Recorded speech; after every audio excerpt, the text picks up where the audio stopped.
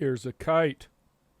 And for this lesson, we're using the definition: a kite is a quadrilateral with two distinct pairs of congruent adjacent sides, and we've marked those congruent sides on the left.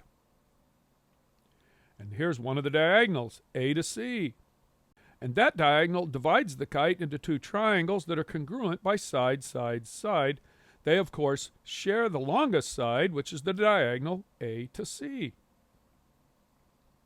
Then, because of corresponding parts, we have some congruent angles, and if you look at how those congruent angles shape up, you'll see that the red angle at vertex A is congruent to the other red angle at vertex A, and the same at vertex C. There are two angles labeled blue that are congruent.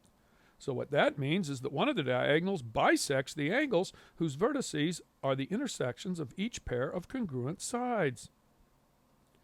And then there's two other congruent angles by corresponding parts, angle D and angle B. So one pair of opposite angles are congruent. And now let's mark the other diagonal, DB. Well, the two triangles at the top, triangle ADE and triangle ABE, are congruent by side angle side. The angles, of course, are the angles labeled red. The sides are AD and AB, which are congruent because that was part of the definition of the kite. And then the other sides that are congruent, of course, is side AE, which is shared by the two triangles. And then we use corresponding parts to get that both of the top angles at vertex E are congruent.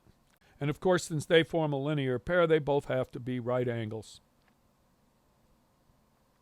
And also by corresponding parts, we have segment ED and segment EB congruent.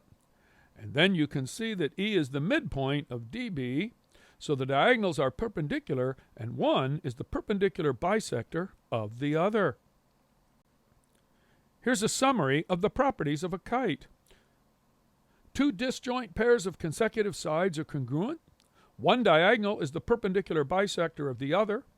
That diagonal bisects a pair of opposite angles, and the other pair of angles are congruent.